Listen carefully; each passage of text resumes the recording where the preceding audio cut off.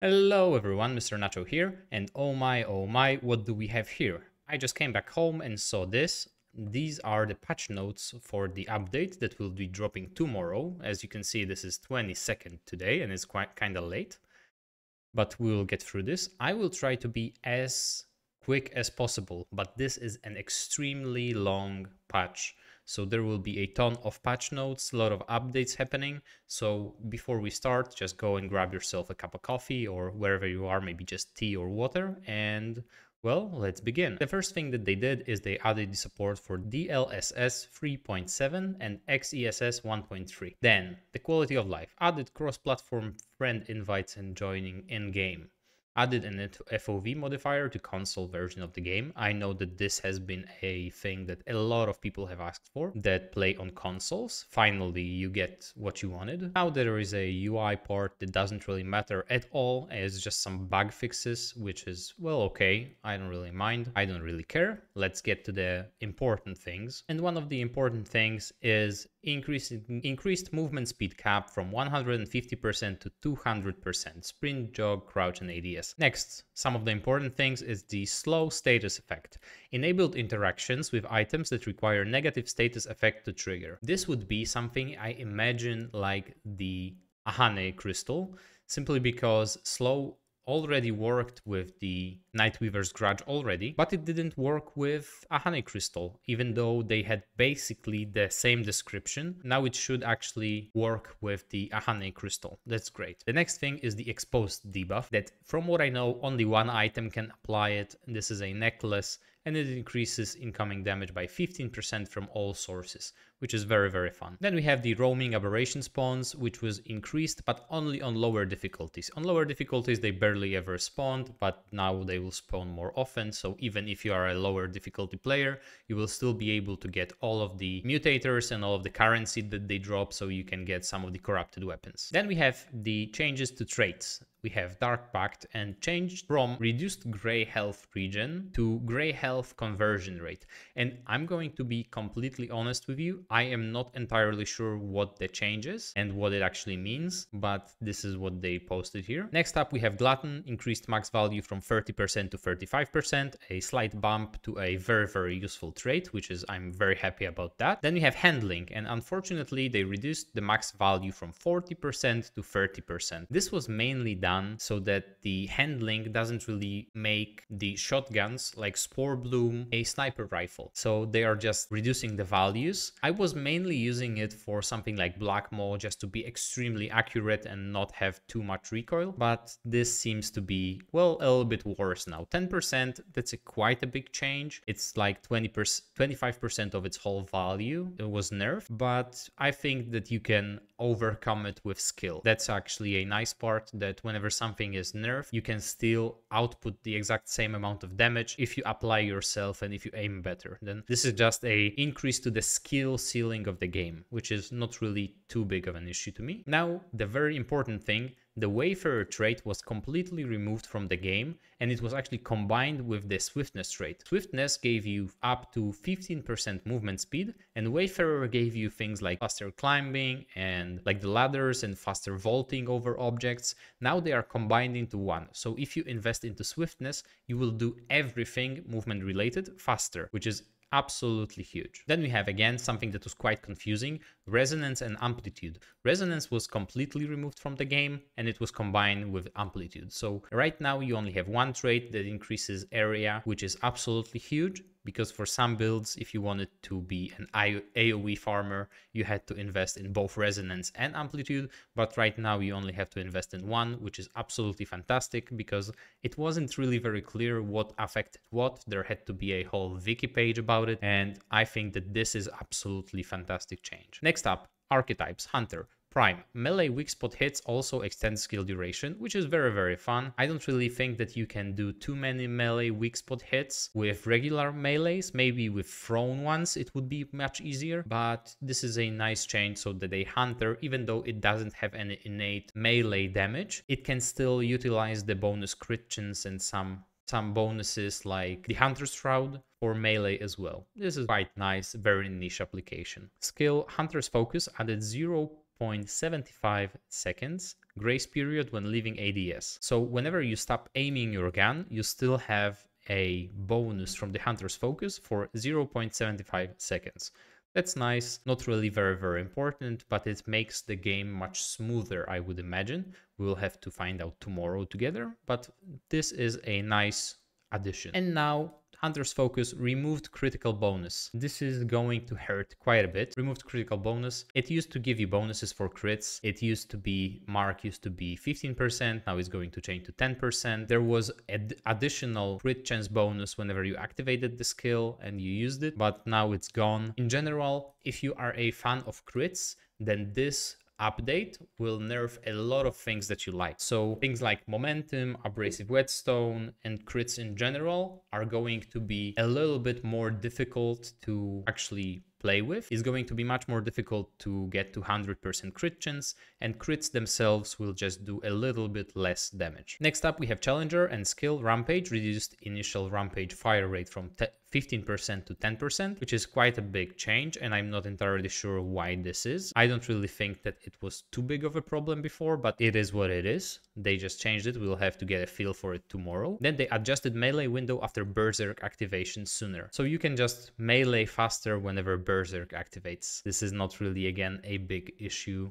or a big problem, it's just what it is. Then they reduced all critical chance from 10% to 5%. Challenger, as one of very few archetypes, used to have 10% crit chance, something like Ritualist, for example, but now it's going to be 5% flat. So yet again, a little bit nerfed to the crit chance. 5% is not really a very big deal. And at least right here, they are adhering to the increments of 5. So something either ends in 5 or in 0. You can always divide it by 5, which is great. You will see later on that this is not always the case. Next up, we have Medic. Perk Benevolence fixed an issue causing Benevolence from working consistently. And I mean, something working consistently is not really an issue from what I understand. Maybe they meant inconsistently, but then again, we will have to see what they actually meant. They just said still Medic, still good. I don't really see any changes to Medic that are relevant. It will be the exact same archetype as before. Nothing really changed for them. Next up, we have Handler. Increased armor of Very Good Boy.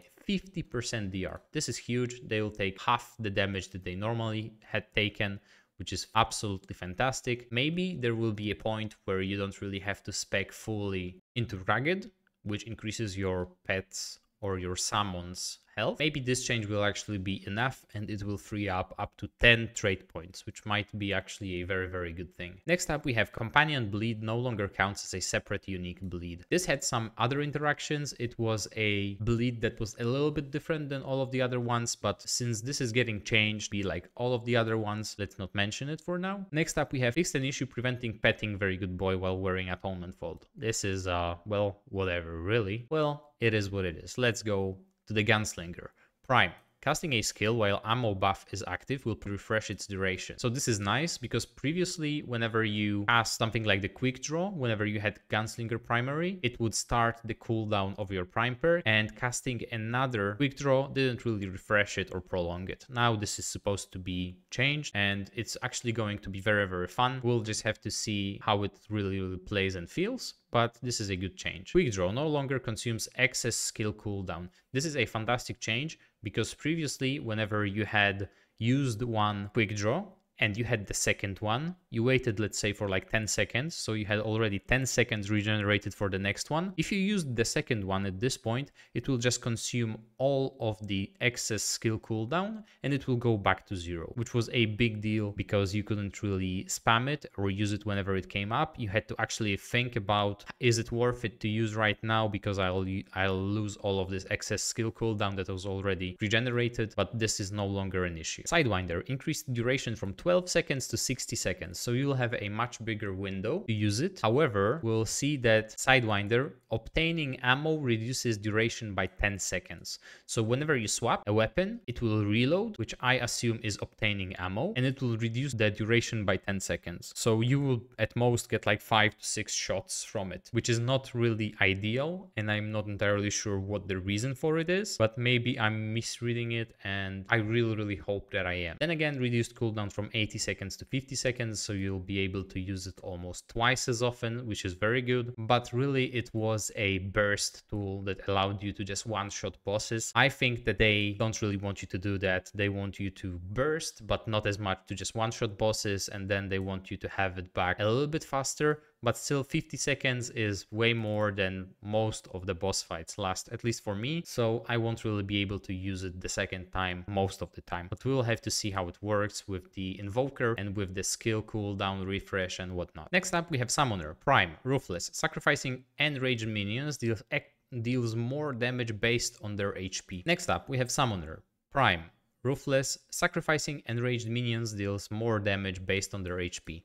This is a nice change. I don't really think that this will be a huge amount, but we'll have to see and test it. But this might be able to enable the sacrifice summoner playstyle. We'll just have to see. Changed flyer sacrifice projectile from skill to skill plus explosive. This is very nice because explosive is actually something that the summoner has innately. The bonus to explosive, the bonus to skill. Then you'll be able to buff it with something like all damage, which will probably buff both the skill and explosive. So we'll be able to double dip with that. We'll have to see how far and how crazy we can make it, but this seems like a very nice change. Reduced flyer sacrifice projectile damage to compensate for double damage types. Well, right now we are getting back down to earth. This might not be as crazy as I first thought. We'll have to test and see. Increased armor of minion hollow and minion flyer, 40% DR, which is very nice. And increased armor of minion reaver, 50% DR.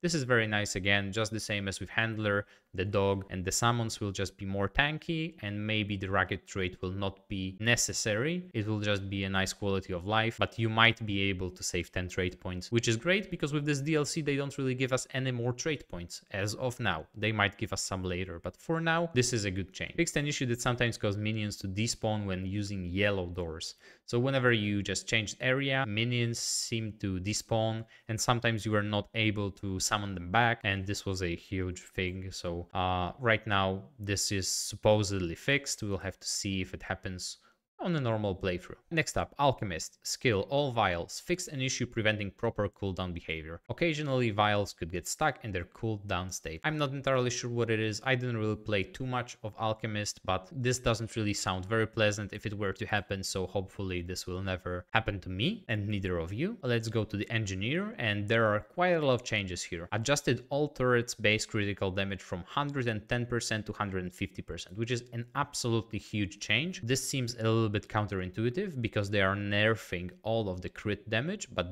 in this case they are actually buffing it. So, well, rejoice the Engineer players. Now they also increased armor of all turrets by 50%. So again, the same as Summoner and Handler, the summons now live longer and they are tougher. Reduced movement speed cap of heavy carry modes from 200 to 150. So the Engineer will be a little bit slower, but it doesn't really matter. You will be carrying a heavy weapon with you, which would only make sense to be a little bit slower. 150% is still a very good value. Metal Worker. Reduced ranged skill critical chance from 10% to 5%. And again, they are nerfing the crit chance from, well, 10% to 5%. So it seems like all of the archetypes will get 5% crit chance right now. It will be very uniform. Alright, next up we have skill Vulcan. Increased turret mode damage from 0.4 to 0.5 of carry damage. So something like the Eteri booster will actually increase the turret mode damage as well, not only your carry damage, which is, well, quite fun. You'll have a little bit more versatility whenever it comes to how you play your Engineer. So Engineer players all around should just be very happy. Then we have the skill Flamethrower, which was arguably one of the weakest skills that the Engineer has, and it was the least utilized, especially in heavy carry. They increased burn from 50 over 10 seconds to 150 over 10 seconds, which is like a triple the dot damage, but it's not really why you would use it anyway. So this is nice. Doesn't really impact a lot of things. Then also Flamethrower increased ammo cost of turret mode from 10 to 15. So they increased damage by 3 times and they increased the ammo cost by half. So for me, this is way more than fair. I appreciate it. I accept it. Let's see how it plays. And traits, they just moved some points from expertise to endurance. I don't really appreciate the fact that all of the archetypes already have 5 points allocated into things that I don't really want. I appreciate more freedom, and things like endurance don't really do anything for me because I don't care about stamina, and neither should you. All right, Archon. Even more changes than the engineer. Let's start with the prime. Removed mod generation percentage bonus. So this is a hit. Increased the max level base mod generation from 3/6 to 15/30. This is a very good buff. We'll just have to see if the percentage loss is worth getting the flat values. We'll just have to test it, and honestly, I don't know. For mods that have low base value, obviously this would be great, but for more expensive ones, it might not really be as good as you think. Next up, we have Spirit Within. Removed reference to mod power refund over time. I'm not entirely sure if they removed the mod refund overall, or if they just removed it over time, so now it's instant. We'll have to see, because not all of those are self-explanatory. Next up, we have Power Leak. Reduced base gain from 200 to 100, so you get less. In general, mod generation is getting nerfed a little bit as well, so this is just in line with everything else that they are doing. So I don't know if I appreciate it. I just understand why they did it. Next up, we have Reality Rune. Added automatic mod generation while inside the dome. This is very nice because this is the defense one and it gives you actually automatic mod generation. The question is how much really, but we'll just have to wait and see. Next up, we have the Chaos Gate. So this is the damaging one. Damage dealt taken debuff grants stacks up to 50%. So the longer you are in it, the more damage you take. This is an interesting outlook on the situation. Hopefully they increased the power of it. Chaos Gate reduced total damage buff from 50% to 35%. Well, I guess not. They reduced it by 15%, which is still a lot. 35% is a lot of damage. Maybe it was just outperforming other ones. I'm not entirely sure. Chaos Gate reduced bonus mod generation from 20% to 5%. As I've said, the mod generation is getting hit a little bit, same as crits. So the mod generation will be slower, but it still might be enough. We'll just have to, again, play with it. Increased speed of entering and exiting the Havoc form.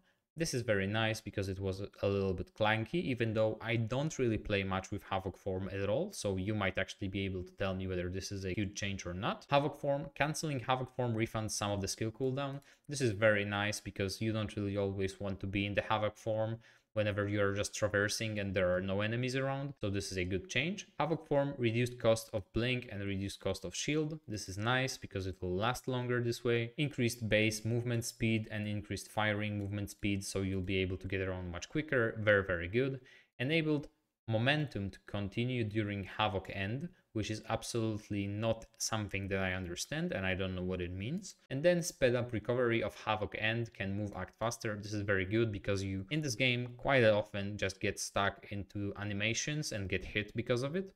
But this might be able to solve it, at least for the Havoc form. Next up, we have Invader, one of my favorite archetypes, and Shark stacks are probably removed when unequipping archetype. Well, this is a bug fix, not really in there for a buff. Shark fixed an issue preventing stacks while sprinting with a heavy weapon. Well, this is again just a bug fix, not really a nerf or a buff. Next up, we have skill Wormhole, perfect dodge evade bonuses, which is good. Something like the Akari Warband will be activated this way, or the Frivolous Band, which might be even more important. And then Wormhole fixed an issue causing clipping errors when interacting with ladders. I haven't experienced this myself, but then again, just more bug fixes, very, very good. Explorer, starting melee weapon change to shovel. I mean, they dig in one of their skills in the Gold Digger, so this would be on theme. I approve. Next up, we have Ritualist. Wrath, fixed an issue preventing skill mod summons from getting damage bonus.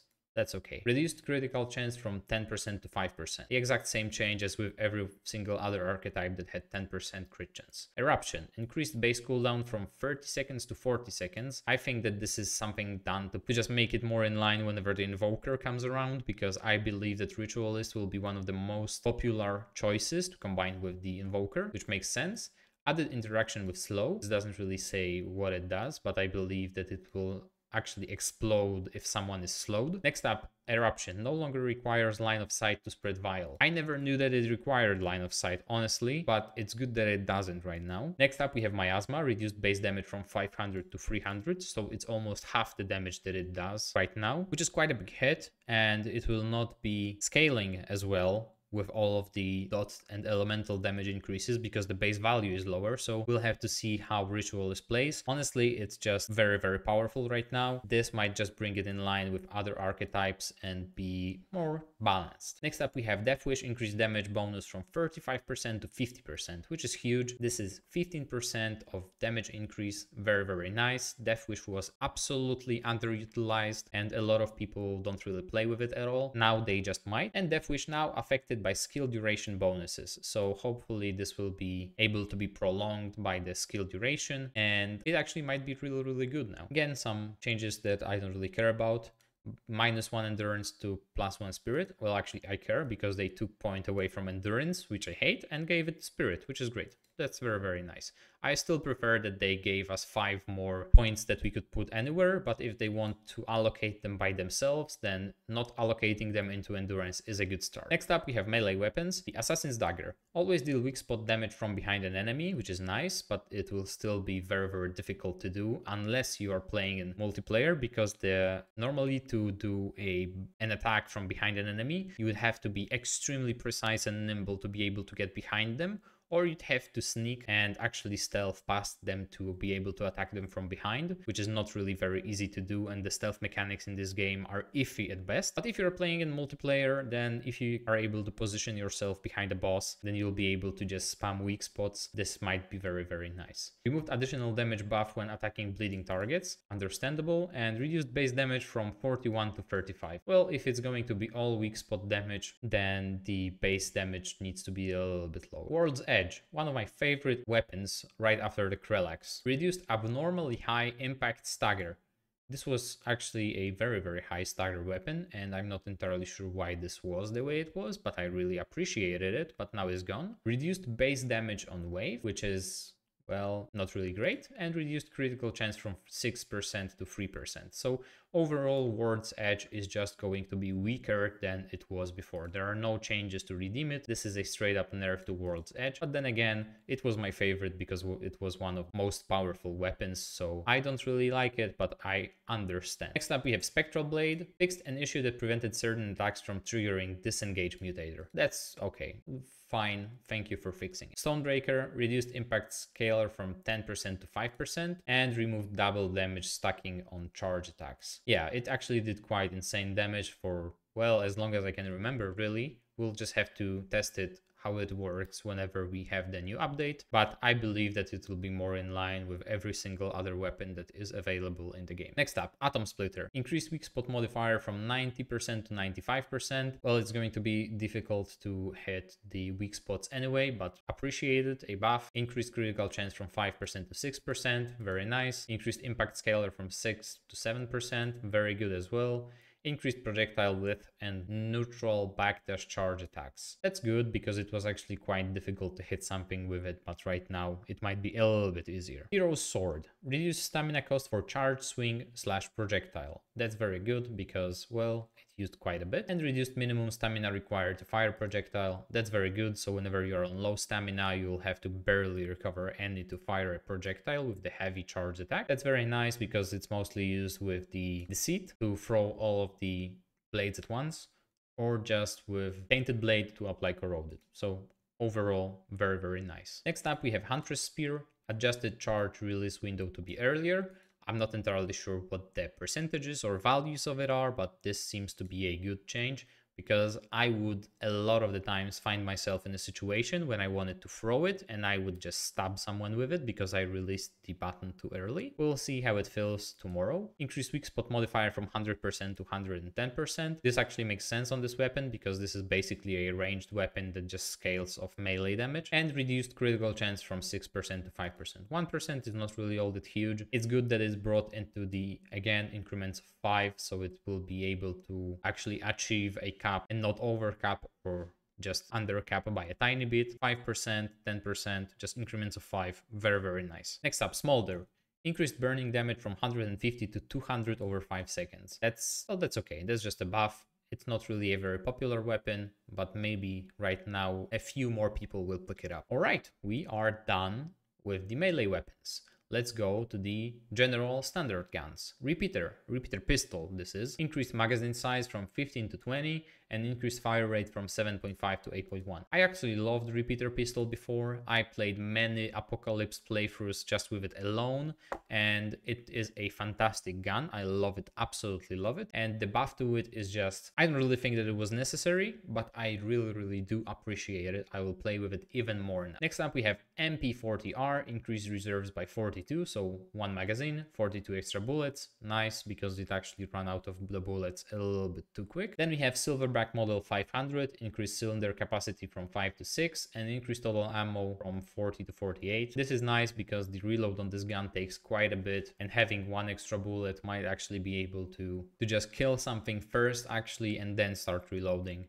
instead of having to reload that 1 extra bullet that you need to put something down. Next up we have Sure Shot. Increased damage from 105 to 110, increased total ammo from 21 to 24, and increased reload speed. Again, question is, they give all of those values for, let's say, ammo and other things. This is the value that is important. The reload speed value, if it's 5% or if it's 20%, this could be a huge deal, or this could be no deal at all, absolutely, and no one would care or notice. So just saying increased reload speed is like, we don't really know if it's the case, and we don't know if anyone will be able to see the difference. But even after saying that, I really do appreciate the increased reload speed on Sure Shot, because this had the same problem that the Widowmaker had. It just reloaded extremely slowly, and you had to sacrifice one of your damage rings to reload speed rings, which is not something that you want to do ever. But this might be able to actually solve a few issues. Tech 22, increased reserves by 60, so it's more spammable. That's nice. It fired very quickly. And increased reload speed. It was already extremely quick. I don't know why they changed it, but so be it. Tech 22 is buffed. That's very good. Next up, we have the service pistol, which is actually the pistol that I played the entire first playthrough with, which is something that I really like. I like the design of it. I don't really like the damage of it, but that's a different issue. Increased magazine size from 9 to 10, so 1 extra bullet, and increased reload speed. Again, by how much? That's the important thing. But 1 extra bullet in the magazine. It's not as impactful as with the Silverback, but it's still quite impactful, and we'll hopefully see some more usage of it, because I really do like this pistol. Then we have the Western Classic, so the Wars revolver. Increased reserves by 6, increased damage from 22 to 36, increased fire rate from 5 to 5.8, and increased reload speed. This is all great. Western Classic was heavily underutilized because, first of all, it wasn't really a good sidearm by itself, and even if you wanted a revolver, you'd go with the Silverback anyway. So right now there might be some competition in the revolvers scene. Hopefully this is the case. Next up, everyone's favorite sidearm,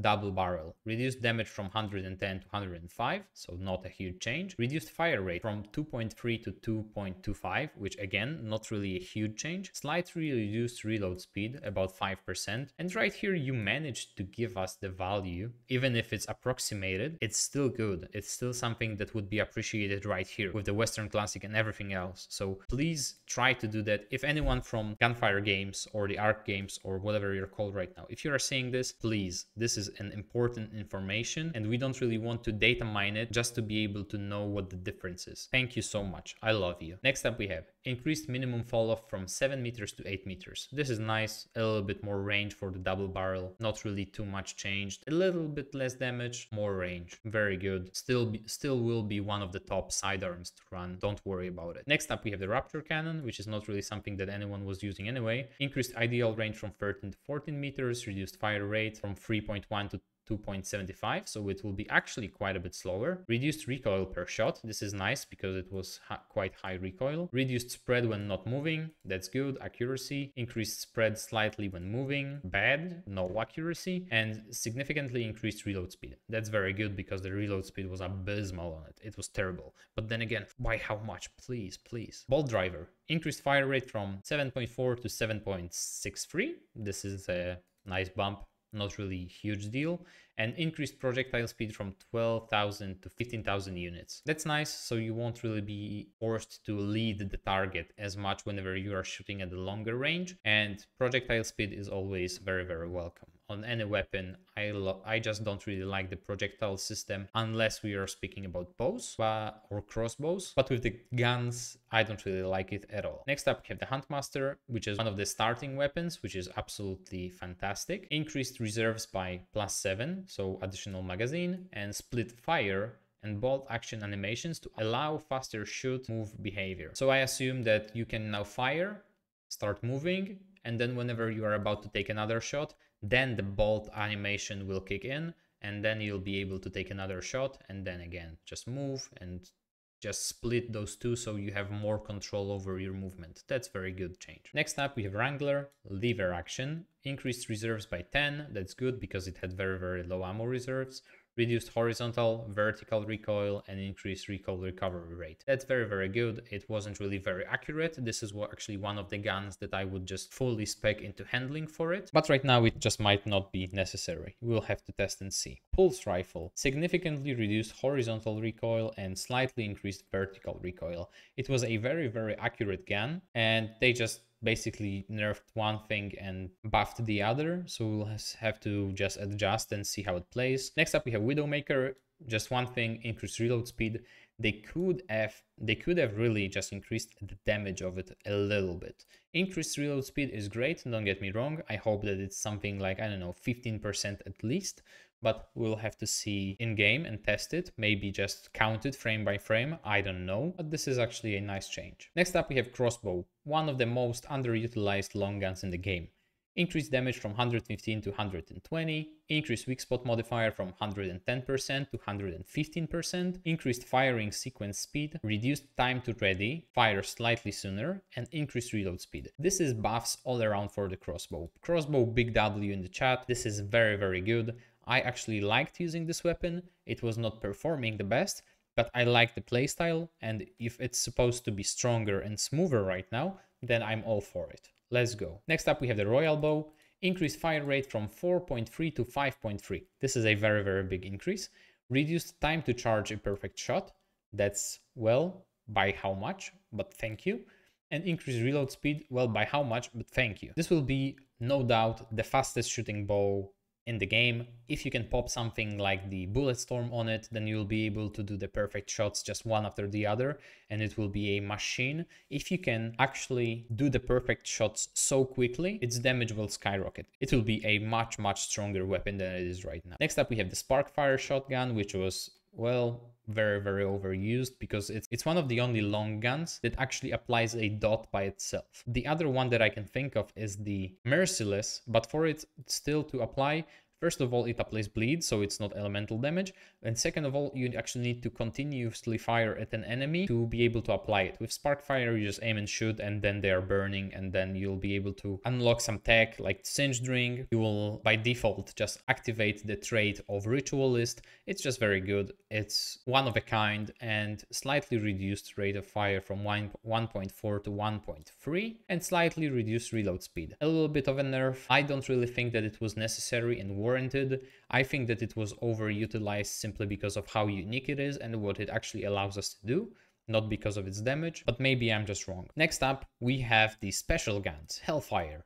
Again, no one really uses it. If someone wants a secondary that's a close range thrower, then they would just use Nebula, most of the people at least. Mod, increased base damage from 155 to 175, which is nice. It doesn't really do too much damage anyway, but this might be actually a step in the right direction. And mod, increased fire dot from 100 damage over 5 seconds to 250 damage over 10 seconds. So even if it was over 5 seconds, this would still be 125 damage. So it receives 25 bonus damage over 5 seconds, which is a nice buff. And the dot actually lasts longer. So again, you'll be able to apply it and then have the benefits for about 10 seconds for the Singed Ring and the Rituals primary and whatever you want. Next up, we have the Rune Pistol. Increased damage from 15 to 16, increased reload speed, reduced horizontal recoil, Mod forces auto reload on activate if any rounds are available. And this is a change that was actually implemented in quite a few guns from what I see. And this is a very, very good change. Whenever you pop a mod, it will just reload your weapon. So that's very nice. Rune Pistol was already one of the best. It wasn't really very comparable to the corrupt Rune Pistol, but it was still quite powerful. It wasn't really far behind it. And speak of the devil, corrupted Rune Pistol, it also got a buff. The same one really, just increased by 1 point, reduced horizontal recoil, and reloads on activation of your mod. Very, very nice. Next up, we have the Meridian. So the grenade launcher fixed an issue preventing Meridian from dealing damage over long distances. I'm not entirely sure what the issue was, but it's no longer here. Next up, we have Sorrow, so the mini crossbow. Increased projectile speed from 12,000 to 13,500 units. Increased primary fall of range from 18 to 19 meters and reduced horizontal recoil. That's good. Sorrow was always good. Now it's a little bit better. Let's move to its evil twin, the corrupted Sorrow. Increased projectile speed from 9,500 units to 11,500 units.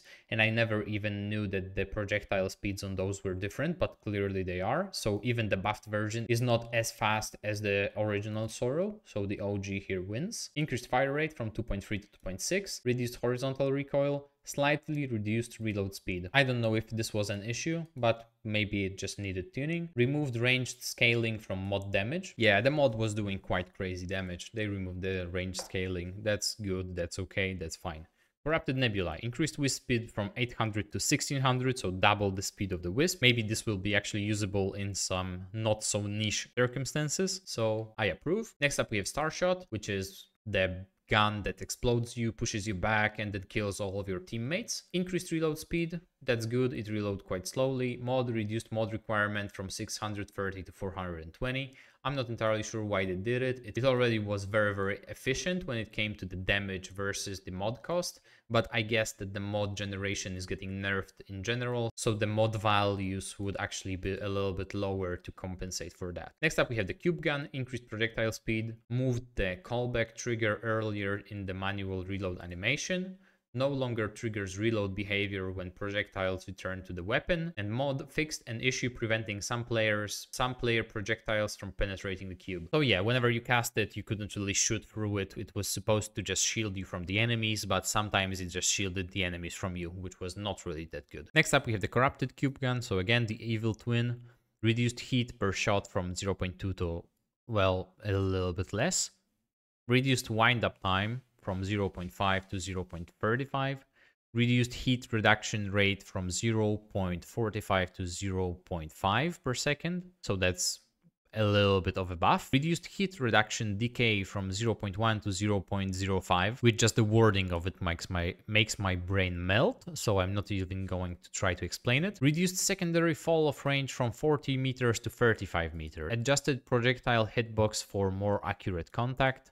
Increased heat reduction from 50% to 20%, increased heat reduction rate from 50% to 75%, which is huge. That's going to be very, very good for the LMG or the plasma cutter. And then fixed alignment to the player instead of world space.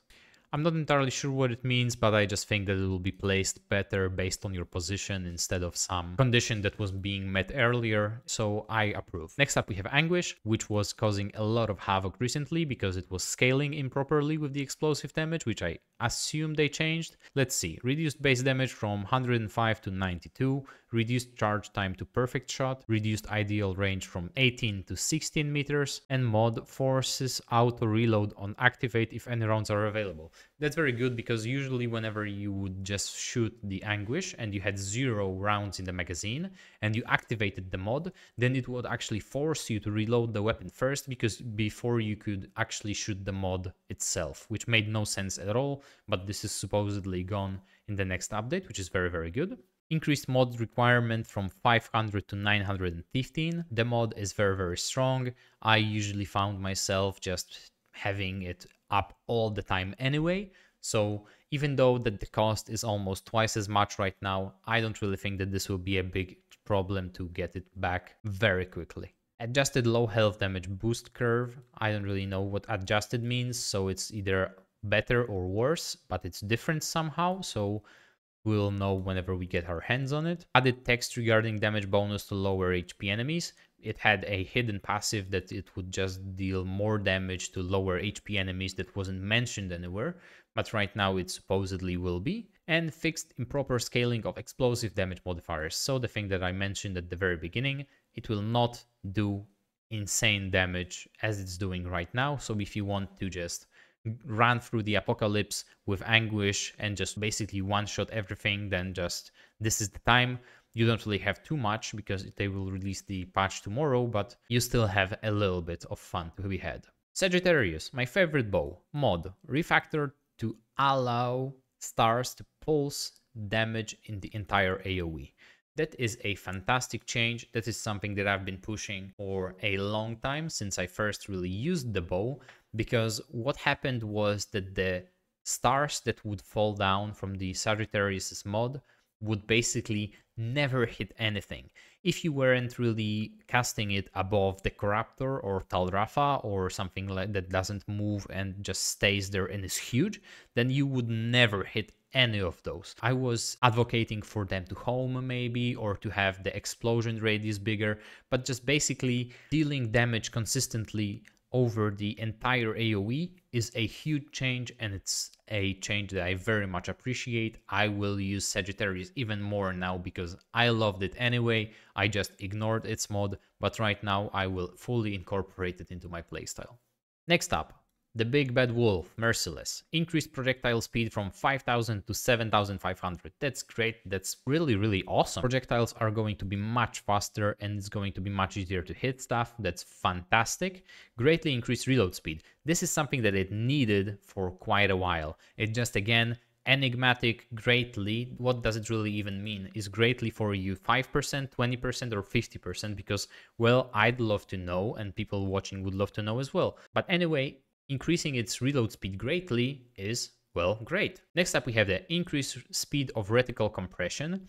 Activate bleed sooner, so you will be able to apply the bleed much faster. Reduced bleed damage from 250 to 200. You never really played with Merciless for the bleed damage. You just played with it for the bleed application so that you actually could play with the abrasive whetstone if you wanted to. And next up, mod increased cost from 315 to 500. The mod is very powerful still. The cost is not really very high. You'll be able to get it very quickly anyway. And it's just a nice addition to the weapon that's very solid by itself.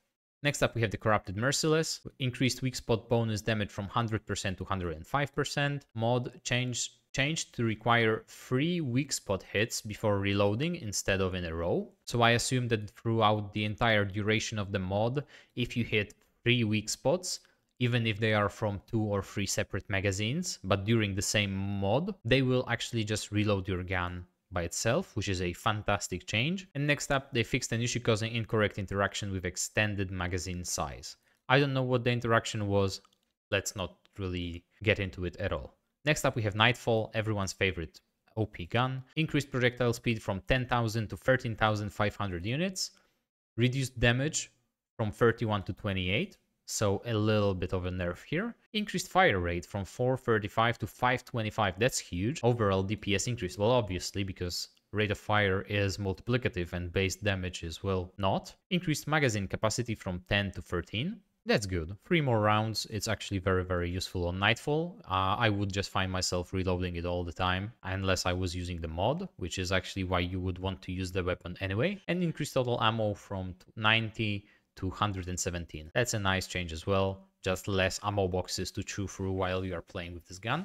So Nightfall will basically just be stronger than it is right now. We'll just have to see how it plays because of the mod generation nerfs. The mod cost of the mod wasn't really decreased in this patch note, so it will stay the same while the generation is nerfed. So we will actually be forced to use the gun itself more, which is why they did the changes, I believe. But the mod will actually be something that you'll have to earn, it seems, other than the default mode of shooting whenever you're using Nightfall. So this is going to be interesting to see. Next up, we have the Twisted Arbalest, slightly increased reload speed. Okay, fine, thank you. Corrupted Twisted Arbalest, lowered magazine reserves. Lowered reserves by 8, -1 magazine. Not really thank you, I understand. Deceit, Mod added melee damage to ring swords and thrown swords. So not only are they mod, but they are also melee now, huh? Well, that's fine. I don't believe that anyone was using Deceit just to deal damage with the melees with the mod itself, but what the mod does for your gun, but that's fine. Increased damage of single thrown swords from 100 to 125 each. Okay, I don't really think that anyone was using Deceit for this part of the mod either. Reduced damage of charged thrown swords from 125 to 50. Well, this is how everyone was using it, but not for the damage itself, just for the effect that it applies, so no one cares about it either. Reduced proximity ring sword damage from 35 to 25. Again, no one was using it for this part of the mod. And added clarification text for charge melee fragment debuff. I don't know what the clarification is because it's not here. That's okay. No real changes to Deceit. This is basically the exact same gun with some niche applications for the melee damage applying to mod. That's fine. Corrupted Deceit. Mod added melee damage to Saw Blade. That's good. That's the same thing that the regular Deceit has. Oh yeah, same melee damage changes regular Deceit. That's okay. Monarch. Mod properly scales with mod duration bonuses. I don't know how improperly it was scaling, if it was too good or too bad, but I don't really think that it was too bad because the king doesn't really need any more wins. I think that this is a slight nerf, or actually just adjusting the mod to work as it was supposed to. Next up we have the Plasma Cutter. Slightly reduced hit build-up per pulse shot, increased weak spot modifier from 75 to 80%, lowered reserves by 100. That's huge. That's a lot of ammo. That's the entire magazine. It didn't really have too much ammo to begin with, so I'm not a huge fan of this. Added a slight heat decay delay after firing. Also, basically a little bit more damage, slightly reduced hit buildup, less ammo. That's what it does. I'm not sure if I'm a fan of it because I was already going through the ammo boxes like crazy with this weapon, even whenever I was running Gunslinger with it or just the ammo reserve straight. But, well, I think that 100 ammo is a huge deal for this weapon. I don't really know if I like it. I'm pretty sure I don't, really. Next up we have Savior. Lowered base damage from 72 to 50. That's a huge change. Increased perfect charge modifier from 2.3 to 3.4. Okay, now I get it. So they lowered base damage, so you don't really spam it, but they just want you to do for the perfect charges so that you will actually do more damage than before. So if you are doing perfect charges, then the weapon received a buff. If you are just spamming it, the weapon received a nerf. Increased overcharge modifier from 185 to 265. This is okay, so basically no change. It's still a value of 133 damage. Increased fire rate from 1.9 to 2.1. Fire rate for fusion rifles doesn't really mean much. Increased reload speed, so that's nice. It had a quite long reload animation.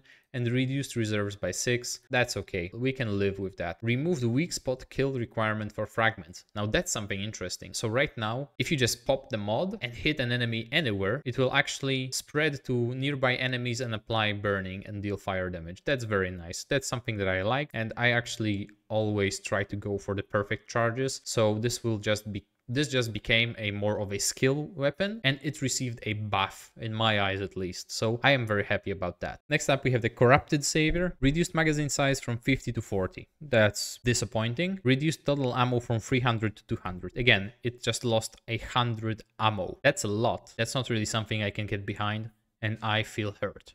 Personally attacked. Next up, we have the increased base fire rate from 3.0 to 315, but no one cares about the base because everyone will be running at max, which was actually reduced because everyone will be running either the Cataloger's Jewel or the Atonement Fold to always be at full mod power. So the fire rate right now is reduced. You get less ammo for it. You have less ammo in the magazine. They at least reduced the recoil, both horizontal and vertical, and they increased the reload speed, which is nice. They added new reticle for clarity. I think that the previous one was great, but fine. Let's see what the new one looks like. Next up, we have the mod. Reduced mod cost from 400 to 330 per charge. That's irrelevant because no one was using it for the mod, but okay. Maybe for some niche cases when someone actually wants to cast the mod, this might be good. Added active animation, no clue what it means. Increased fire speed by 300. That's nice. It was firing quite slow.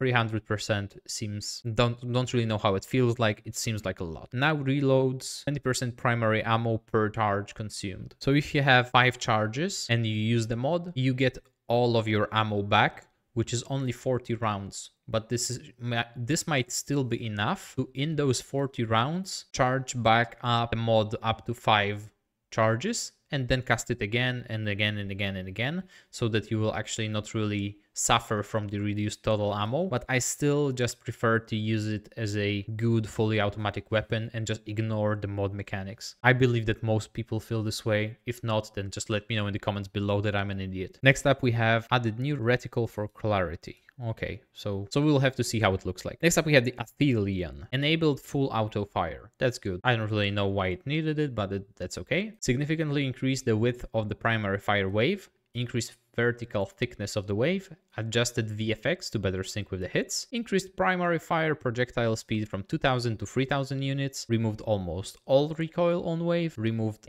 all aim assist on wave, increased collision size on orb, reduced recovery on fire, increased deactivation speed manual and post fire, increased projectile speed from 350 to 850. This is very nice because the orb was moving so slow. Generates 1 primary ammo on fire. That's nice. So you won't really be thrown out of rhythm whenever you're just spamming the orb and then you fire to explode it and the orb and fire to explode it. If you just build it into a mod spam, then you will never have to reload it, which is something that I appreciate. Corrupted Aphelion. Increased magazine size from 6 to 8. Reduced total ammo from 48 to 40. Increased primary fire projectile speed from 2000 to 4500. Very, very nice. Increased damage from 21 to 33. 63 to 99 total damage. Yeah, because it fires 3 projectiles at the same time. Reduced fire rate from 2.2 to 145. That's a big nerf, but no one was really using it for the primary fire, I don't think. Increased reload speed, nice.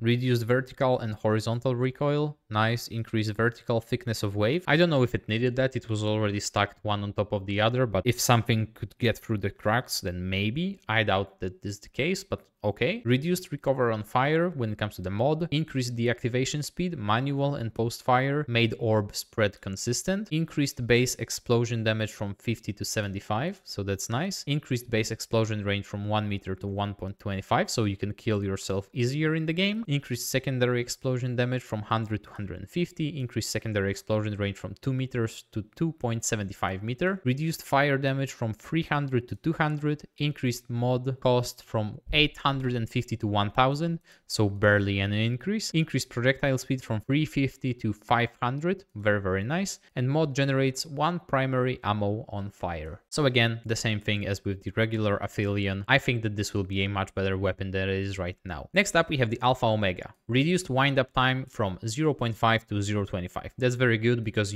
it took really ages before you could start firing it for the first time, before it ramped up. Next up, we have the reduced base damage from 15 to 14, so it lost 2 damage whenever it was at max stacks. Not really a huge deal, but still might hurt a little bit. Lowered fire rate from 2.0 to 1.87. It's a fusion rifle, no one really cares about the fire rate, but still nerf. Increased reload speed, that's very good because it was very slow. Greatly reduced horizontal recoil, no one cares. Reduced vertical recoil, no one cares. Fixed an issue causing lower damage when charge speed was greatly reduced. I don't know what the issue was, glad it's not in the game anymore. Increased projectile speed from 4000 to 10,000, that's very, very good. It's for the mod. It was already quite quick, or at least it seemed like it was, but now it will be 2.5 times as fast. And next up, we have the beta ray detonation is prioritized over reload. So I assume that whenever you press R and whenever your magazine is not full, then you will not actually go into the reload animation, but you will detonate the mod first, and then if you press it again, then you will get into the reload, because this would be the only thing that makes sense to me. The Star Killer, the thing that everyone has been asking. Reduced horizontal and vertical recoil, good. Adjusted reticle to better represent actual accuracy, good. Greatly reduced spread while stationary, good. It's a sniper, it should be this way. Significantly increased spread while moving, that's, well, I mean, okay.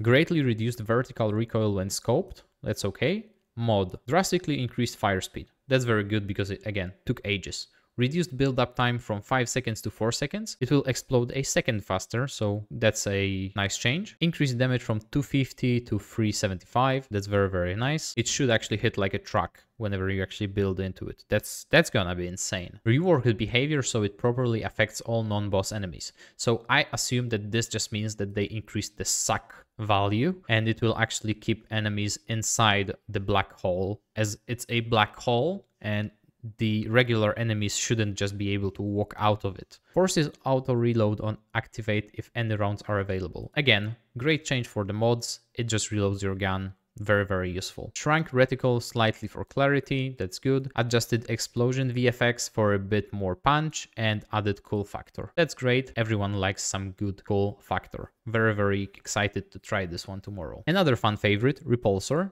Greatly increased reload speed. Again, very, very nice change because reload speed was its biggest weakness. And then when it comes to the mod, they actually did quite a fun change and they reduced the mod power cost from 500 to 250. So they just basically cut it in half. Disabled the deactivation animation after firing a mod. So you'll be able to go into the firing animation much, much quicker. Lowered charges from 3 to 1. So you can only keep 1 charge of banish in your gun. And then they fixed an issue preventing mod charge bar from displaying properly after use. I don't know what the issue was, but that's okay. So it will reload faster and you will be able to go to shooting much, much quicker after using the mod. Mostly important whenever you are fighting bosses, because whenever you actually use it on a smaller enemy, it will freeze them, so it doesn't matter how quickly you can go back to shooting unless there are other enemies nearby, which, well, might be. It's an overall positive change. Next up we have the Spore Bloom. Increased fire rate from 155 to 195. I don't really remember what the values were before, but I think that it was more than that before, so it's still not as powerful from what I know as it used to be whenever it first released. Reduced secondary fall off from 30 meters to 25 meters, so it's a little bit less range. Mod removed explosive damage. That's okay. Cloud applies haste to allies, retains slow versus enemies, so that's very good. You don't really have to worry about killing your allies or yourself whenever you cast it. Cloud dot no longer deals friendly fire damage. Very, very good. And reduce charges from 2 to 1, so you can only hold one at a time. That's a different playstyle and basically a different mod, but we'll have to see how it works. One thing about it is that whenever you actually use it on yourself, you will get haste, so you will reload faster as well. So this is an indirect buff to its gun portion by buffing its mod portion, which is something interesting. All right, we are done with the guns. Let's go into mods first. Swappable mods. Blood Draw. This is the one that you get from the Red Prince. Fixed an issue that sometimes caused Blood Draw to not deal damage. That seems like a pretty big issue. Glad it's no longer in the game. Bore. Increased duration from 6 seconds to 10 seconds. That's very good, because usually whenever you would fire Bore, you would barely be able to just shoot it once or twice and then it would be gone anyway. So 10 seconds should be way more than enough to actually use it. And it will scale much, much better whenever you will try to prolong it with relic fragments or rings or whatever else. Increase weak spot modifier from 150 to 165. Very good. Reduce charges from 2 to 1. That's okay. I think that the biggest issue with it is that the Spectral Blade will suffer because it was able to attack 2 of the weak spots at once. That's why it was doing such huge, crazy numbers. But right now it will only be able to attack 1 at a time, which is, I think, much more fair and balanced. And next up we have the increased mod cost from 500 to 750. That's not a huge increase. It might be noticeable because it's half, but it shouldn't be really very noticeable. Energy Wall. Increased base size by 25%. I'm curious whether it's the height or the width, but this we'll have to see in game. Maybe it's both. I hope that it's both, because sometimes things would just go over it and hit you right in the noggin and still deal damage. So this might be a very, very good change. Familiar. Fixed an issue causing Familiar to attack summon minions. All right, yeah, he was dealing friendly fire to your other minions and basically just ripping them to shreds. It should no longer happen. Very, very happy about it. Fargazer. Fixed a bug allowing more than one Fargazer at a time. No longer scales with status duration increases.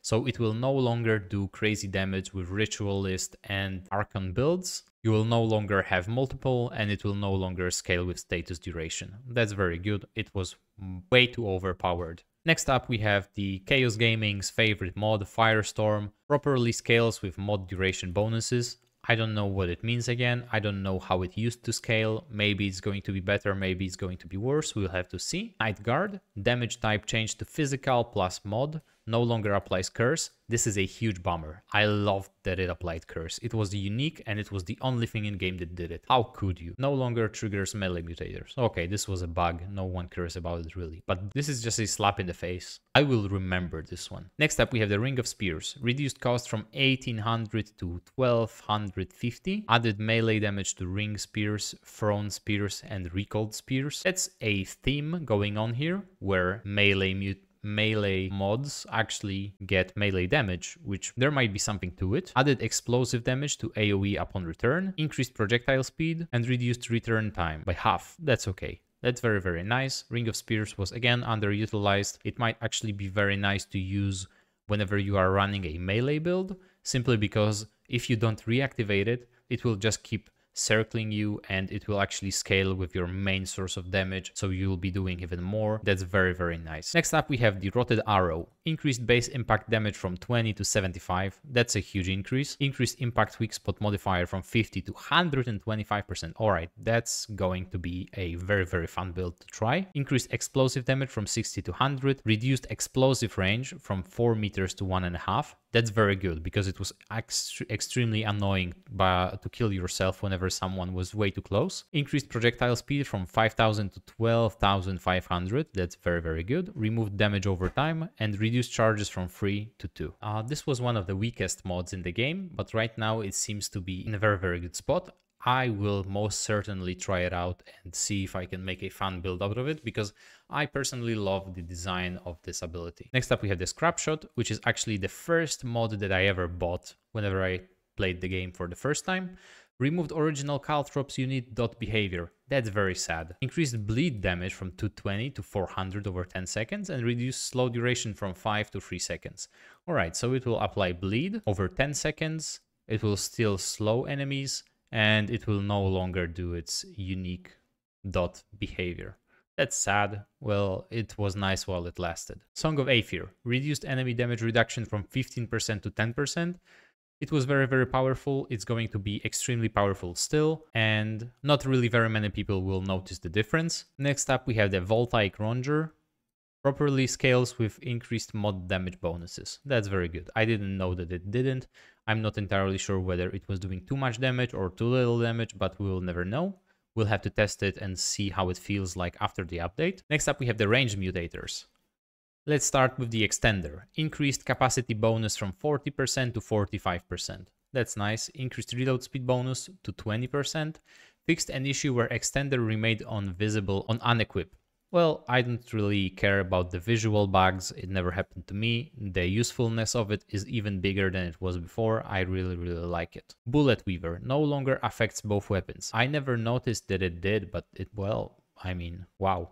Momentum. Reduced critical bonus per stack from 3% to 2%. So at most you'll be able to get bonus 20% crit damage, which is still huge. It will still be the best mutator for fully automatic weapons. If you are going into crit, then there is still nothing better than momentum. Hopefully this will change whenever the DLC releases and we'll get some new mutators and items. Lively. Reworked primary behavior to factor base damage dealt instead of kills. That's nice. So it will actually reload based on how much damage you've dealt. That's very, very nice. Twisting Wounds. Increased bleed duration from 200 over 10 seconds to 200 over 20 seconds. I actually think that this is a buff. Even though the damage is lower by half, it will actually be active for twice the time that it was active before. So it will actually enable the abrasive whetstone or a lot of different other things based on the enemy bleeding or being affected by a status effect. It will just activate it for twice as long. I'm very happy with that. Next up, we have Transpose. Reduced range damage bonus from 20% to 15% and reduced duration from 20 seconds to 15 seconds. I never knew that Transpose was so popular that it was supposed to be nerfed. I would say that it should have been buffed because no one was really using it, but well, maybe there's something coming in that we are not aware of. Time Wave. Reworked primary to increase range damage to slow enemies. Reworked level 10 to apply slow on mod usage for 5 seconds on 10 seconds cooldown, and increase range of slow application from 7.5 meters to 10 meters. Not really sure how it's going to feel, but it just seems like a nerf overall. We'll have to see how it plays. Refunder increases max refund chance from 35% to 50% and reduced level 10 bonus from 50% to 25%. So it will actually refund more ammo for the gun that you are using it on and less ammo for the gun that you have stowed. So basically I would use it just for the secondary, just to get ammo back for my main, but right now it doesn't seem like this would be the best option. We'll have to play with it and see how it works. Failsafe increased maximum mod damage from 20% to 25%. That's nice. 5% more damage, very good. Failsafe was already one of the strongest mod mutators that you could use. Ghost Shell reduced consecutive weak spot hit requirement by 1. It was free from what I believe, so now it should be 2. Still not going to be very useful, but who knows. We'll have to see. Feedback. Increased level 10 bonus from 10% to 15% damage dealt into mod power. Very good. That's very nice. We'll just get more mod power to use our mod yet again. So very nice. Next up, we have the Deadly Calm, so the Sniper mutator. Increased ramping damage bonus from 20% to 25% after 3 seconds. So that's very good. 5% more damage. It will be much more competitive than it is right now. Next up, we have Battery. Fixed an issue that sometimes applied all stacks for minimum mod amount spent, and fixed an issue that prevented stack application from calculating properly. This is just bug fixes, so no real change. Spirit Healer. Reduced mod spend requirement from 500 to 150, reduced healing per mod spent from 5% to 2%, and increased duration from 5 seconds to 10 seconds. That's very nice. I think that this will be much more useful, even though it will not give you a burst heal, even though if you can call 5% a burst heal anyway. 2% will be very nice, ticking over 10 seconds, and on consecutive mod uses it will just keep stacking. So you can actually get a very huge value with it over longer periods of time. I am happy with that. Ingenuity. Reduced max hit reduction from 50% to 30%, increased maximum reload speed bonus from 50% to 55%, and increased the max reload speed hit. I'm going to be honest, I don't really think that Ingenuity is good the way it is. Clearly, it will be even worse whenever the patch drops, and I don't really think that anyone was using it anyway. So I feel a little bit bad for the LMG users, but it is what it is. Next up, we have the Sequence Shot. Increased buff duration from 3 seconds to 5 seconds. That's nice. Reduced total stacks from 20 to 15. That's okay. Basically, the only weapon that could really utilize it well was the Bolt Driver and the Alpha Omega. The rest of the fusion rifles couldn't really get to so many stacks, and with the 3 seconds they would probably just fall off before you could reload or shoot another arrow or whatever. So this will make it a little bit more usable. Bottom heavy. Reduced baseline fire rate to 7%, max 25%. Changed level 10 to 1.5% reload speed per 10% magazine missing, max 30%. So it's going to be a little worse, but still good. Bottom feeder, renamed to Spirit Feeder, reworked design. So bottom feeder come tomorrow will no longer exist. It will be deleted and it will only be remembered by the old videos and entries on the wiki that no one will look at anymore. Reloading increases the damage of the attached mod by 25% for 5 seconds. That's going to be fun on something like the Spore Bloom or the Widowmaker, so you can actually use any mod that you like and increase its damage by 25%. That's going to be fun. And level 10, casting attached mod increases reload speed by 25%, lasts 5 seconds. So it will be perfect for all of the one-shot weapons. We'll see if it will be viable on bows, even though I doubt it, but it might be an option as well. Next up, we have the Fetid Wounds, so basically the acid twisting wounds. Reduced corrosion from 200 over 10 seconds to 75 over 10 seconds. So see, it lost half of its damage, over half of its damage, but it didn't really get any of the extra duration. So it got shafted compared to the twisting wounds. But it says that they added an interaction with slow. What the interaction is, no one knows. We can only speculate. We'll have to see. But from what I can see, Fetid Wounds just got shafted.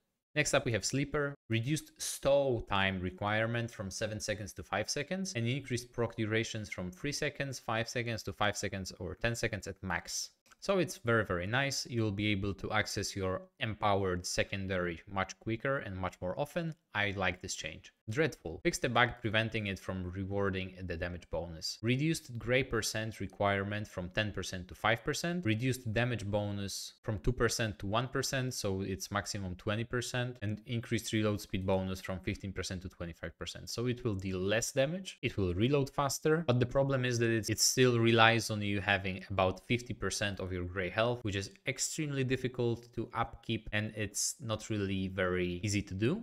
We will get actually some tools to do it, or actually help us do it, but it's still, from what I can see, more trouble than it's worth. You can achieve the exact same or even higher DPS without having to be at half HP basically. So I'm not entirely sure what they were thinking here. I think that this idea needs a little bit more refining, but I think it's heading in the right direction. Next up we have the Prophecy. Change level 10 bonus to movement speed per stack. I don't really know why. Prophecy was perfect the way it was. Movement speed is not really something that every single build that uses mods can utilize, but I guess they just wanted to change it, so they did. Next up we have melee mutators. I will just skip over them and just focus on the important ones. The Steadfast. Reduced damage reduction from 20% to 10%. So it's half.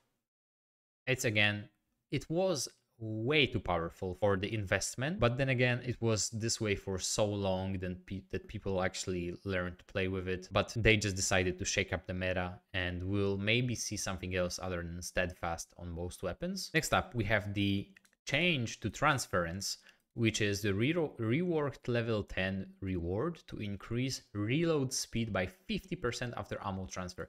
That's huge. I think that this will be very, very fun. So whenever you are actually using something like, let's say, Merciless, you are about to empty your magazine, you just throw, let's say, a Krell axe with the transference on it, you get some of the ammo back to the reserves, and you will reload your gun 50% faster. That's huge. That will be actually very, very fun to see. I like this change. Next up, we have the Shielded Strike, which is increased max per strike shield bonus from 4% to 5%, increased max total shield bonus from 40 to 50%, and reduced duration from 10 seconds to 5 seconds. So it actually gives you more shield, but it makes you work for it a lot harder. Next up we have Shocker. Reduced strikes required to proc from 5 to 3. That's very good because it was way too much work for one proc of Shocker.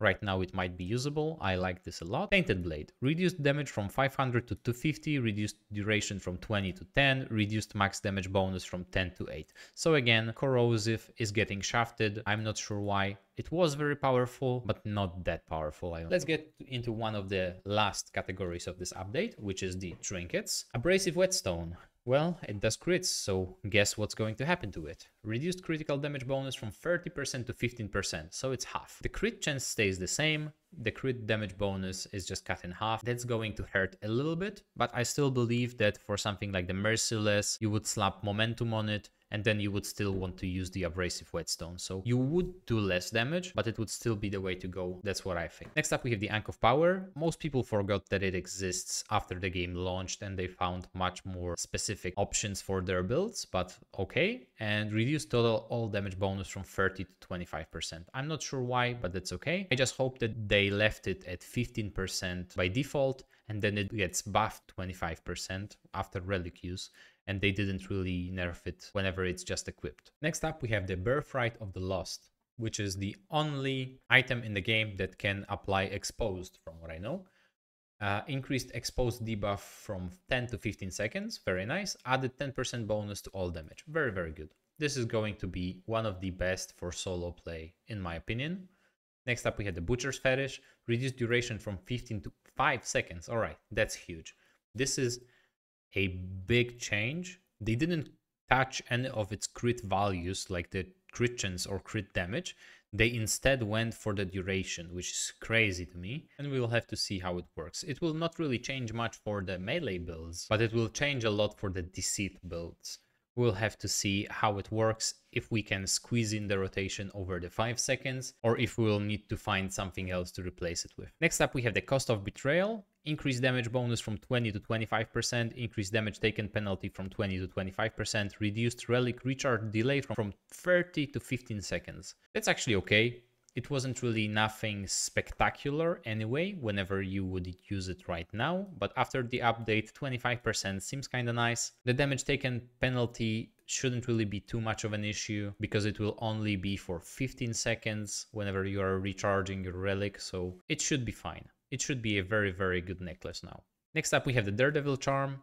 Removed damage taken penalty and slightly increased movement speed buff per missing armor piece. This doesn't really do much since you would be one shot on Apocalypse when you are not wearing any armor anyway, so the damage taken penalty was more of a cosmetic change than anything else, but the movement speed is nice. Bonus movement speed always very appreciated. Next up we have Decayed Margin, increased melee damage from 25 to 35% and increased lifesteal from 1.5% to 3%. That's very good, that's going to be way more competitive than it is right now. Next up we have the Death's Embrace, reduced all damage bonus from 20% to 15% and added 10% all damage bonus when below 50% HP. I'm gonna be honest, I don't know how I feel about this one. Next up we have the Death Soaked Idol, increased damage bonus from 5 to 6% added interaction with slow. No one is really using it. Difference Engine, increased lifesteal value from 1.5 to 3% of base damage dealt. That's nice. Double the lifesteal, very, very fun. Downward Spiral, increased ranged bonus and melee bonus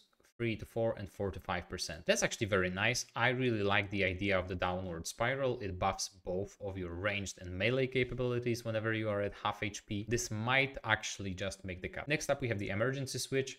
Increased relic save chance from 35 to 50% and reduced cooldown from 60 to 30 seconds. I don't really like it. I don't really use it. Maybe it will get some niche use. Energized neck coil. This is a big one. Overload can now properly activate the explosion, which it couldn't before. Fixed explosion damage calculations to be more accurate. Reduced status damage bonus from 25% to 20%, so this is a nerf. Enabled explosion size to scale with amplitude. That's okay. It doesn't really make too much of a difference, but fine.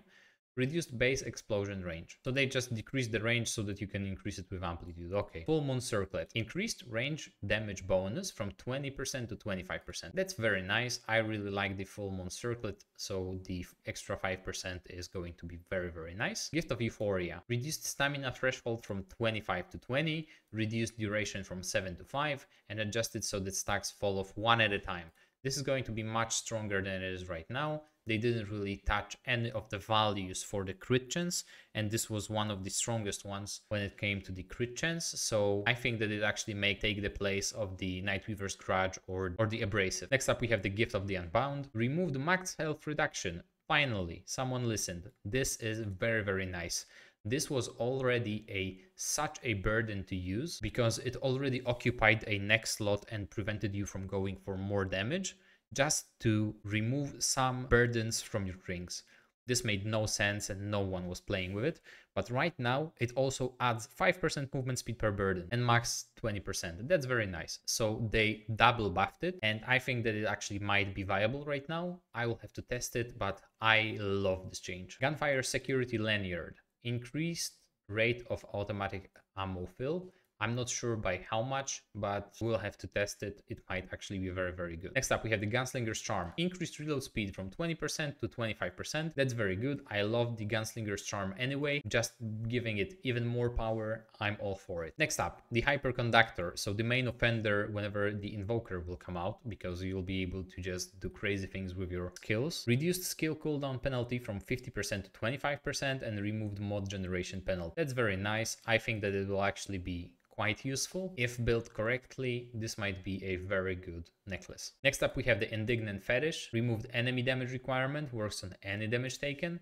Reduced all damage bonus from 25% to 20%, reduced duration from 20 seconds to 15 seconds, and fixed a case where buff remained on unequipped. I think that this might be a very good thing whenever you actually use it with the Atonement Fold, but then again, you could just run the Nightweaver's Grudge and not really lose 5% of the damage here. I don't really know if it's going to be good. We'll have to test. Inert Overcharger. Increased movement grace period from 1.5 to 2 seconds. Clarified the initial standing still duration requirement as half a second. Well, this game is all about movement, and if you are in multiplayer, then maybe you'll get some value from this, but I'm not entirely sure that this is a good idea. Next up, we have the Jester's Bell. One of my favorite. Reduced all damage bonus from 20% to 15%. Okay, I no longer like it. Next up, Kinetic Shield Exchanger. Increased mod generation from 15% to 20%. That's very, very nice. Lemur Sensor. I hope that I'm pronouncing it correctly, but honestly, I don't really care. Reduced mod cost penalty from 15 to 10%. That's okay. The mod cost penalty wasn't really the reason why anyone would use or not use it. That's fine. But the buff is appreciated nonetheless. Next up, we have the Liro's Amulet, increased stamina cost reduction from 30% to 35%. That's very nice. Necklace of Supremacy, one of my favorite ones, increased full health damage bonus from 25% to 30% and reduced time to proc from 7 seconds to 5 seconds. I'm going to use it even more. I love this change. I love rewarding skill. Same change as with the Savior. If you are good at the game and if you play correctly in a way that is more difficult, then you get rewarded. I absolutely love this change. Thank you. Next up, Nightweaver's Grudge, the finger of the old lady. Reduced critical chance from 20% to 15% and increased range from 15 meters to 20 meters. It still can be increased even further with the amplitude, so the range doesn't really matter since you would try to activate it with the Atonement Fold anyway. But the 5% crit chance hurts a little bit because it will be, again, harder to get to 100% crit. But then again, I understand that this is not the point. Crit is never supposed to be at 100%. It's just supposed to be a chance to deal extra damage. If getting to a 100% crit chance is your goal, then I don't know what to tell you. And I know because I created multiple videos on how to do it. Please don't try to do it. It ruins the game. Next up, One-Eyed Joker Idol. Reduce stamina cost penalty from plus 30 to plus 15. Okay, thank you. Onyx Pendulum. Change the bonus from 25% additive to 1.2 multiplier. Reduce threshold trigger from 150 base damage to 100. That's okay. It's a very niche and very difficult to use amulet. Maybe it will work only in some specific cases, but I think that this change might actually push it in the right direction. 1.2 multiplier is a huge deal, and I think that it actually might be one of the better amulets now if utilized correctly. Camouflage. Increased damage reduction duration from 2 seconds to 5 seconds. That's nice. I don't really use it ever, but if you want to, now it's better. Shed Bloom Crystal. Increased physical elemental damage bonus from 30% to 35%. All right, this was already high. 30% is one of the highest that you can get in the game anyway. And 35% is even better. So I think that this is going to be very, very good. On average, if you will deal only physical damage, then you will actually get like 17.5% damage increase at all times on average. So this is still quite good. Not the best one if you don't use any elemental damage, but still decent. Next up, we have the Stalker's Brand. Increased base range bonus from 10% to 12.5%, so max 25%. That's okay. Stealth mechanics in this game are not very good, so I don't know about this one. Soul Anchor. Reworked to increase all damage by 20% while at least one summon is active. That's very good because constant resummoning to keep this active was not really the way to go. And the Soul Anchor is actually a very decent amulet. Twisted Idol. Increased encumbrance reduction from minus 15 to minus 20. That's okay. I don't really think that it was needed since you could already use the heaviest armor with it, but that's okay. Next up, we have the Whispering Marble, the Egg. This is one of my favorites as well. Reduced all damage bonus per bulwark stack from 3% to 2%. This is actually quite a lot because you can have 5 bulwark stacks. So it went from 15% to 10%. So that's a 5% decrease. That's quite a lot. I don't like it. I don't like it one bit. I loved the Egg and now it's just weaker. That's, well, I feel bad about this one. Next up, we have the Acid Stone, and this will be the same for all of the Elemental Stone. Increased damage from 10 to 12%. Very nice. Ahane Crystal. This is something that will have a lot of people mad because they love Ritualist, but they changed the damage from multiplicative to additive because it was doing way too much damage. Now reduced damage per stack from 5% to 4% and added an interaction with slow. So it can be activated by bleed, overloaded, corroded, burning, and slow. So you will be able to get it back to 20% with slow, and it will still not be as good as it used to be because it's not multiplicative anymore. So we'll have to see how good it really is. Next up, we have the Akari Warband. Reduced critical chance from 15 to 10, reduced critical damage from 15 to 10. This is straight up nerfed to crits as expected, as all of the other crit items have been nerfed as well. This one was nerfed pretty heavily, but I understand. Ethereal Booster applies benefits to both heavy carry and turret mode. That's very nice. It just gives you more variety whenever you try to play with the turret. You can either heavy carry it or place it. It's just good. Atonement Fold. Reduced critical bonus from 10 to 5%. Well, now it's not looking so hot, is it? Previously, the combination of Grudge plus Atonement gave you 30% crit chance. Right now, the same combination gives you 20% crit chance. So the 10% crit chance just went away and is never coming back. Next up, we have the Band of Accord, increased ammo bonus from 25 to 50% per ally, no one cares. Bitter Memento added 33.5% health to Grey Health conversion on skill use. This actually might be very, very nice for the Grey Health build. They added a lot of tech around the Grey Health and half health, so I will actually have to spend a lot of time to try to figure out the best use case for it, but we'll have to see as the DLC releases. Next up, we have the Blackout Ring, changed to increase reload speed by 3% per 20% missing magazine, max 15%. Okay, previously it was based on the damage that it dealt, right now it's based on the missing magazine, so okay, fine. It will basically do the exact same thing. No change here. Blasting Cap Ring, increase explosive damage bonus from 10 to 15%. That's very nice. More explosive damage. I like this. Braided Thorns, changed to grant 10% critical chance and removed on-kill behavior. So the Braided Thorns will just give you flat 10% crit chance no matter what. Very, very nice. It might be able to replace the Atonement Fold in some situations, or even the Akari Warband. We'll have to see. Breach Warden's Crest. Increased melee damage bonus from 15 to 20%. Increased duration from 7 to 10 seconds. Next up, we have the Burden of the Audacious. Increased healing on perfect dodge from 20% to 25%. It might actually become a viable option to heal yourself with it. I actually like this change. Next up, we have the Burden of the Destroyer. Increased range penalty from minus 25% to minus 35%. I don't really think that this will matter anyway or change anything on how this ring is used, but well, good luck. Next up, we have the Burden of the Divine. Increased damage penalty from 10 to 15% and reduced shared healing from 50 to 30%. This is a huge change.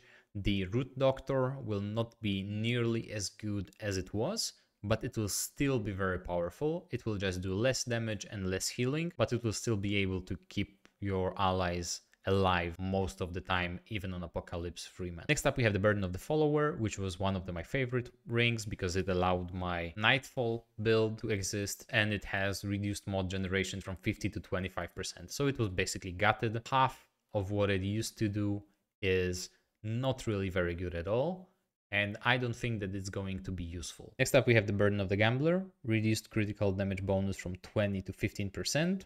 That's okay. Crits are getting nerfed all around the board. That's understandable. All right, burdens are getting a little bit buffed. That's okay. Next up, we have the Cataloger's Jewel, which has increased mod per second from 8 to 10. Celerity Stone, which is getting fixed and not going to double dip with relics. We have Compulsion Loop, which increases duration from 7 to 10 seconds. Nice. Conservation Seal, increased max save chance from 25 to 50% at half HP. That's okay. You don't really need it, but fine. Crimson Dreamstone, increased damage bonus from 1 to 2%, reduced stacks from 15 to 10, reduced duration from 10 to 5, and stacks fall off 1 at a time.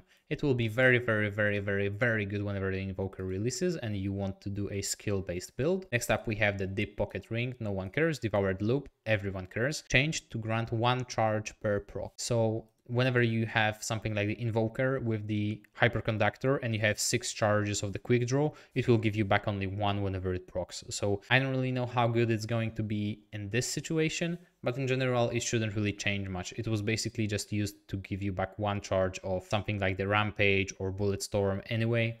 So I know that it seems bad. I don't really think it is. Next up, we have the Digested Hog Lure, increased duration from 5 to 7. Dran Scavenger Ring, increased healing amount from 15 to 50% max HP over 30 seconds.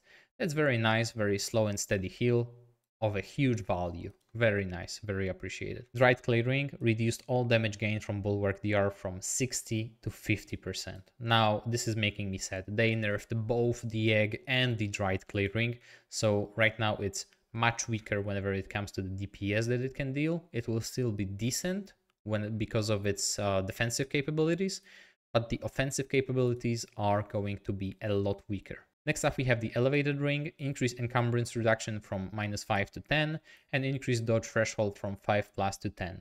This is going to be very, very fun. It will actually give you a lot more than just 10 weight. It will actually give you 20. I like this idea a lot. Embrace of Shahala. Increased damage reduction from 5 to 7.5%. Added interaction with slow. Reduced max stacks from 5 to 2. So you can get 15% DR from it at max. It's very difficult to use anyway. I don't really think that it will be useful unless there is another ring like the Atonement Fold in the DLC. But then again, you wouldn't really want to waste free ring slots for 15% DR anyway. So that's not going to be useful in the near future. Next up, we have the Endira's Endless Loop, reduce time trigger from 2 to 1 seconds and increase health regen from 1.5 to 2 seconds. Fey Hunter Ring, increase range bonus from 30 to 35%. This doesn't mean anything to anyone, and well, this will not be noticed ever. Phalanx Sigil, increased mod generation from 10 to 15. Phalanx Sigil, increased mod generation from 10 to 12.5. That's okay. More mod generation is always appreciated. I don't know why the follower gets shafted while Phalanx is buffed, but that's okay. Firestone, same as with all of the other elemental stones. Focusing Shard, increase spread reduction from 30 to 70% and increase duration from 3 to 4 seconds. That's going to be absolutely insane. Whenever I don't run handling, I always run the Focusing Shard, and 70% is going to be a huge increase toward the accuracy. That's going to be very, very good. Next up, we have the Frivolous Band, reduce duration from 10 to 7 seconds. Well, I don't see why, but okay. Galvanized resupply band, no one really cares. Grounding stone, same as with all of the other elemental rings. Jewel of the Beholden, increased duration from 10 to 15 seconds. Lighthouse Keeper's Ring, increased mod per second from 3 to 4 and increased range from 10 to 15 meters. Metal Driver, increased duration from 7 to 15 seconds, increased bonus reload speed from 5 to 10%. This might actually be quite useful. Momentum Driver, reduce sprint duration required from 2 to 1.5 seconds. Not really a huge change, just a little bit easier to use. Outcast Ring, reduced duration from 15 to 10 seconds. Painless Obsidian, added 1 stack of Bulwark while Grey Health is present in addition to Haste, so even more tech for Grey Health builds. Point Focus Ring, increased spread and recoil reduction bonus from 25 to 30%. This is good. This is basically what it used to be before. It used to be 35% before. Power Saver, increased save chance from 25 to 35%. Probability Cord, reduced critical damage bonus from 30 to 20%. This is a big drop off. If you are not running crit, specifically, you might actually not want to run Probability Cord. Well, that's not something that I ever expected, but crits are getting shafted. Provisioner's Ring, increased the rate at which stowed weapons auto-reload. Reaping Stone, increased lifesteal amount from 3 to 5%. That's very, very nice. I like this change. Reserve Boosting Gem, a little bit of a buff. Ring of the Damned, changed to grant 0.4% all damage for each 1% Grey Health, added 5% crit chance when the wearer has 50% or more Grey Health. This might actually be very good for the Grey Health, again more tech for them. Ring of Deflection, increased deflect chance from 35 to 50%. Ring of Restocking, increased duration from 1.5 to 5 seconds, that's very, very good, but the ring itself is not good at all. Ring of Retribution, damage and reload mod from 10 to 15%, that's fun. Ring of the Vein, reduced iframe reduction from 50 to 35%. That's actually a very nice change because it was quite rough. Half of the iframes was, well, quite a lot. Sapphire Dreamstone, increased skill cooldown refund from 3% to 4%. And I actually love the Sapphire Dreamstone. I really like it. I already have it in a few of my Fiori crafted builds for the Invokers, so this is just going to make it a lot better. Shedstone, increased skill damage bonus from 12 to 15%. Again, very good. With the Invoker coming, skills are going to be buffed, and rightfully so. Shiny Hog Lure, I don't know, no one cares. Singed Ring.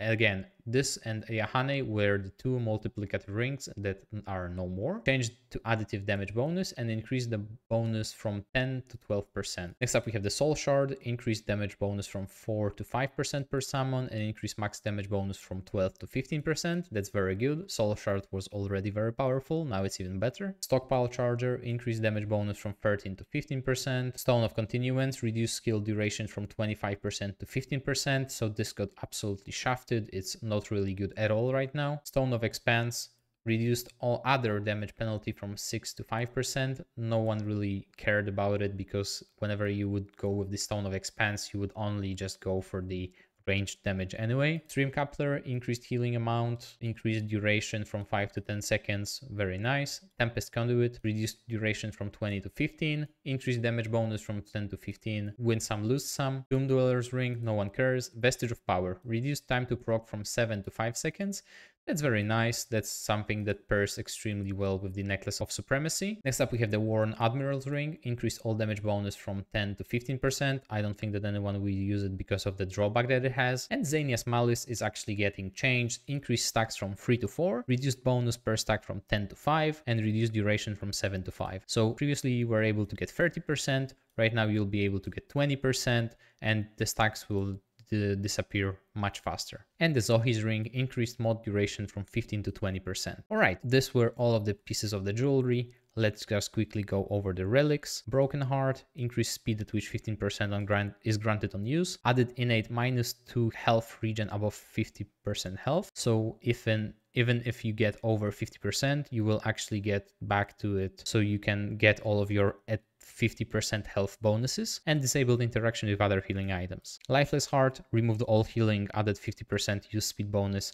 I don't know if it's going to be worth anything at all. Paper Heart, a lot of changes. Now you can remove the stacks by just dealing damage instead of killing enemies, so you can actually use it on bosses. Next up, you have the Salvaged Heart, reduced use speed from 50 to 25%, so it's just a nerf. Next up, Tormented Heart, fix a bug causing irregular damage scaling, increase use speed from 20 to 25, reduce lifesteal amount from 25 to 20, properly scales with lifesteal and lifesteal efficacy bonuses, and Relic Fragments, armor effectiveness reduced, melee crit damage reduced, ranged critical chance reduced, and this is from 10% to 7.5%. How are you supposed to fill that 2.5%? I don't know, and I don't think that you are supposed to at all. You're just supposed to under or over cap with this one.